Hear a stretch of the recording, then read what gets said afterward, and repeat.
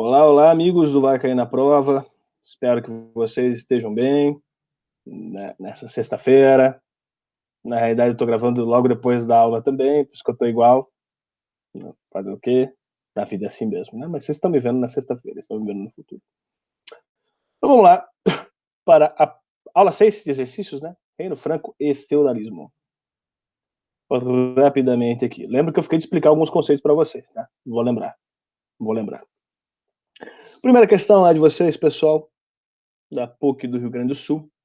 Dentre os reinos bárbaros surgidos após as invasões germânicas e o fim do Império Romano, o Reino Franco foi o mais importante. Por quê? Letra A.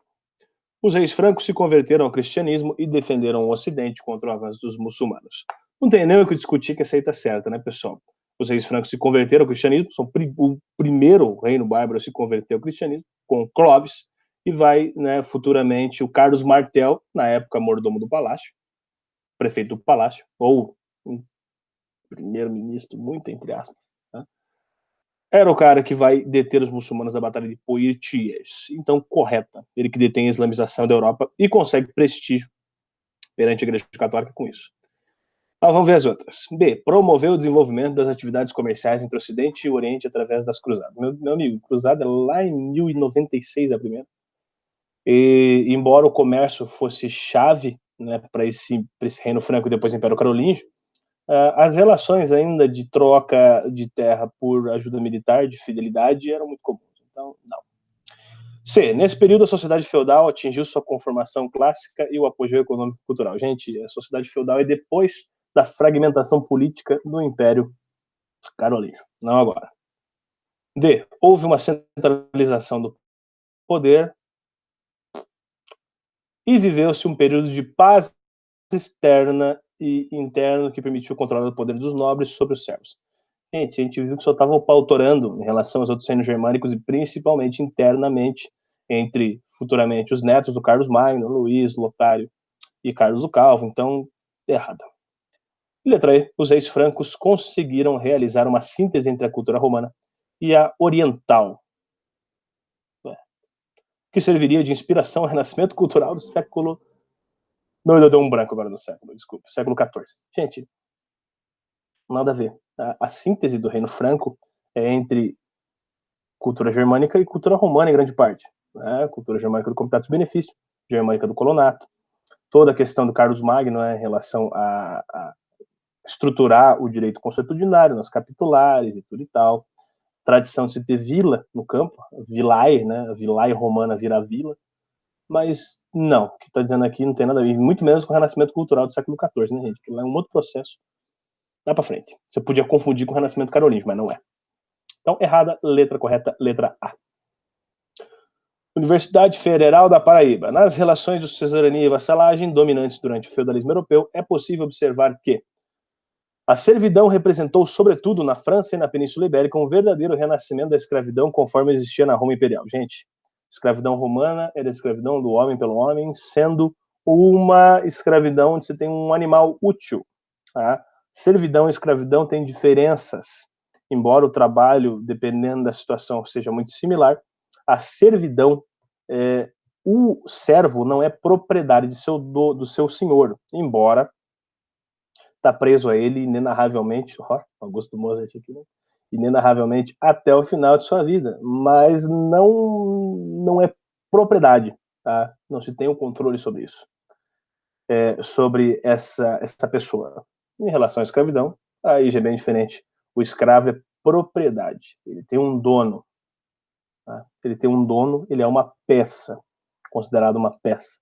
Triste isso, mas é verdade. Então não. Letra B.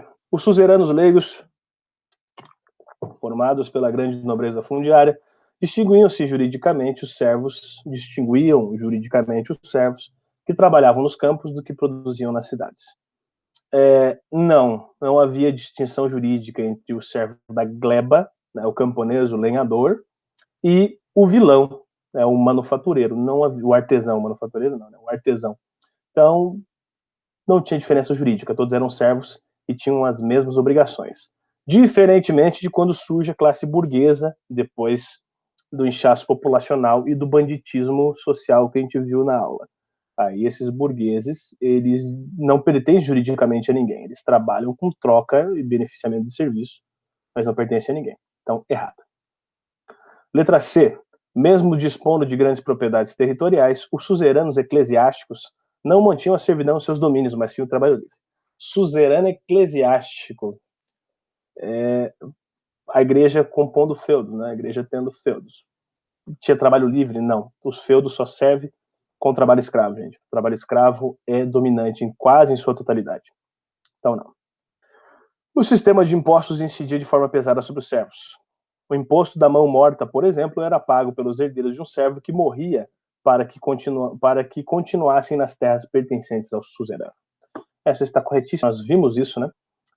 Que todos os impostos dentro do feudo iam para o servo, ele tinha que pagar tudo, sendo vários impostos diretos para o feudo, talha, corvéia e banalidade, outros impostos para outras situações, como o dízimo, tostão de Pedro, como a mão morta, que é diretamente, se morre alguém em sua família, você indeniza o senhor feudal pela perda da mão de obra que ele teve, e alguns outros impostos que estão nesse bojo também. Então essa aí está corretíssima.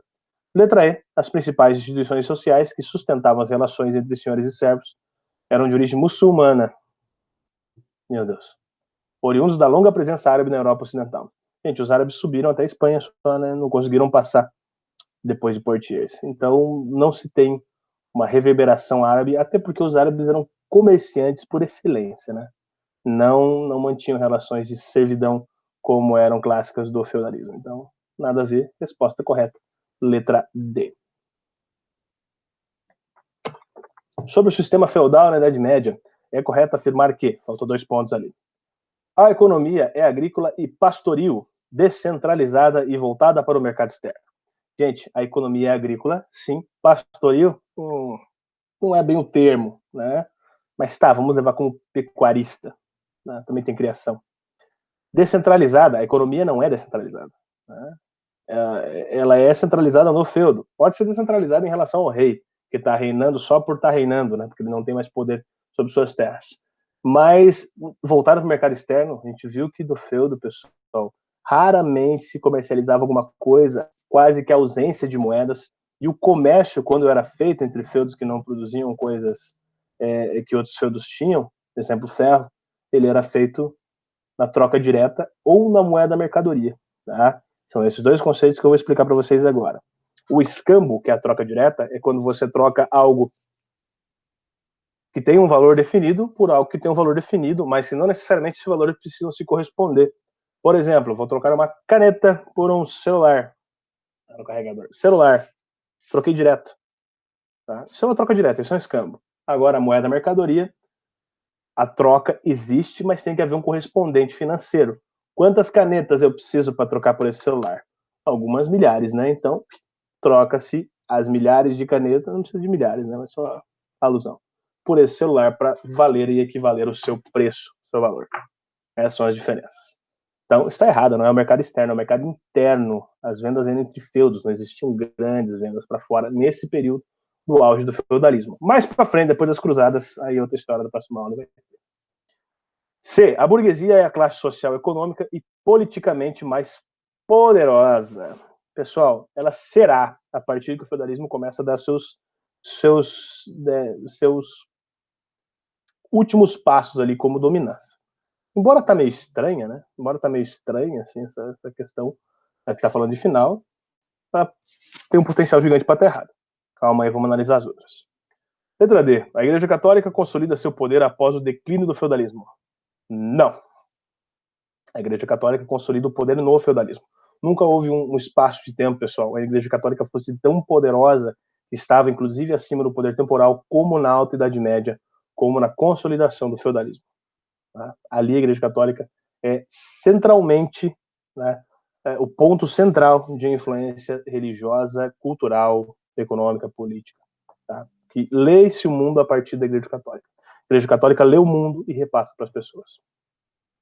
E letra E. A suzerania e a vassalagem constitui-se em relações políticas entre os servos e os membros do clero. Tá?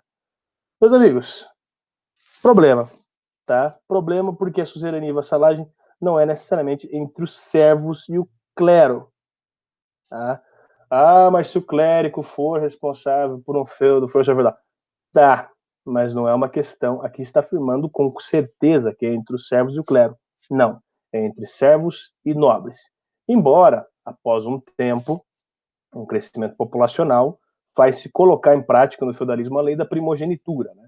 O primeiro filho do senhor feudal assume o feudo, o segundo vai ser clérigo. Esse segundo, talvez, podia conseguir um feudinho ali ou outro com alguns impasses políticos que ele podia resolver. Mas não é a questão dessa questão. Né? A questão está colocando uma totalidade. Então está errado. Eu pulei uma ali, né, meu amigo? Mas eu pulei estrategicamente. Letra B.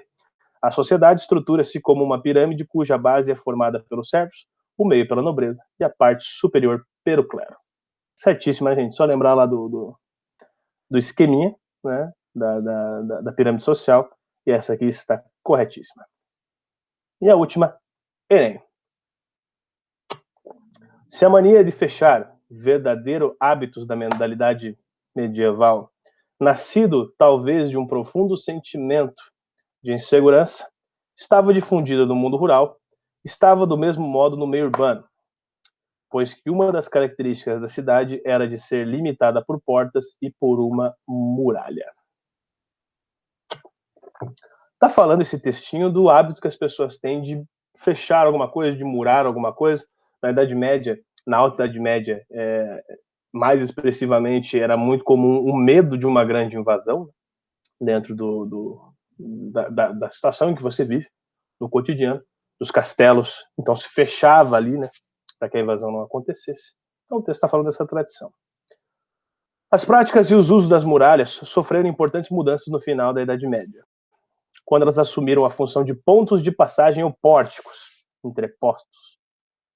Este processo está diretamente relacionado com, tá? Ponto de passagem, pórtico, porta, entreposto. É um lugar que você vai de um lugar ao outro, não só necessariamente vai defender. O crescimento das atividades comerciais urbanas? Pode ser, né? Pode ser. Às vezes a cidade cresce mais do que a muralha sustenta, né? Tem muita cidade hoje, por exemplo, na França, que era oriunda de uma cidade que cresceu do lado de um feudo, e hoje o Castelinho tá lá no meio, né? Tá ali no meio. Você tem Carcassonne na França, você tem um monte. Baku no Azerbaijão, né? Tem uma cidade de volta e o castelo no meio. Então, necessariamente, talvez a muralha seja, vou passar por um lugar da cidade específico, e depois a muralha. Pode ser, né? Tá em dúvida? Pode ser. A migração de camponeses e artesãos. Tem nada a ver com migração, né, gente? Muralha com migração. A expansão dos parques industriais e fabris. Indústria na Idade Média. Fábrica na Idade Média. Só vai surgir com a Revolução Industrial lá no século XVIII. O aumento do número de castelos e feudos. Pessoal, quando o feudo, quando a cidade começa a ter mais importância comercial, principalmente, o número de feudos começa a estagnar, não aumenta. Automaticamente também não aumenta os castelos. A contenção de epidemias e doenças. Gente, a epidemia passa uma muralha legal. Se a muralha ela não é uma muralha fechada, como é o caso de uma muralha de uma cidade comercial, a epidemia vai e vem e não tem muralha que passe. Até porque, nesse período, pessoal, havia um conceito de epidemia, um conceito de contenção de epidemia muito diferente do que a gente tem hoje. Então, não. Então, a resposta correta, letra A, o crescimento das atividades comerciais urbanas. Então, é isso aí, gente. Acabou. Boa sorte. Espero que tenha ajudado vocês e fiquem ligados aí para a nossa próxima aula na semana que vem. Até mais, tchau.